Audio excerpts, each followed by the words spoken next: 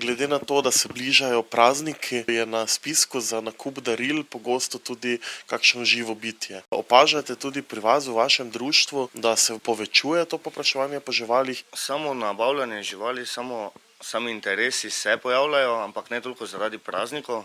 Ljudje si želijo imeti takšne živali, vidijo na različnih razstavah, različnih trgovinah prodajajo marsikaj, ampak imajo nažalost premalo znanja o tem.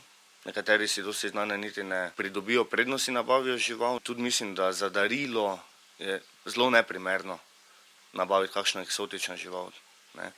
Ker te eksotične živali rabijo svojo skrb, treba je točno vedeti, za kako vrsto ptičjega pajka gre, ali je lahko celo zelo strupen, ki bi človeku lahko škodoval. Tako je tudi z kačami, recimo kače tudi poznamo okrog 2700 vrst, od tega na srečo v trgovinah ne prodajajo pri nas zaenkrat še strupenjač, ampak tudi nestrupene vrste znajo zelo hudo ugrizniti.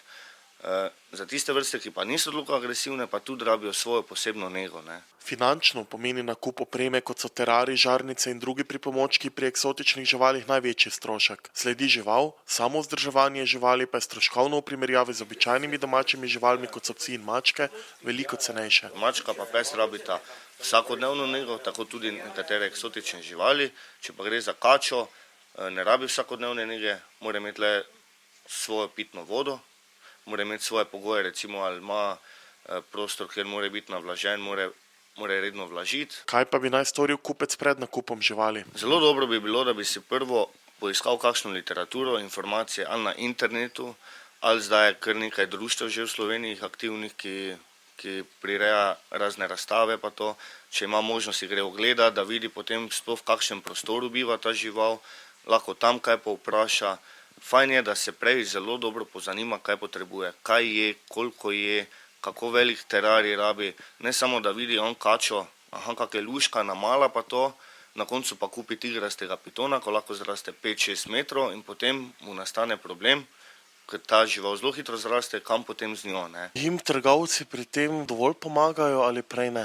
Trgovci imajo svojo politiko, ne. Načeloma jim pomagajo. Oni že svetujejo, ne pa predvidijo človeka, če je pravilen za to ali ne, in ne bojo odklanjali, recimo prodali bojo vsakomur, kdor si bo karkoli zaželel, tudi če ne bo nič vprašal, če more kaj vedeti o živali ali ne. Kupimo lahko tudi morda kakšne, ki so na seznamu zaščitenih vrst. Kaj je treba storiti v tem primeru? Nekatere vrste so ogrožene, so na CITES seznamu, to pomeni, da potrebujejo svoje potrdilo, od kod so, kdo je vzrejenih, potem morajo biti nekatere vrste, recimo želve sploh čipirane, potem ko so dosežejo določeno starost, in je treba imeti te certifikate.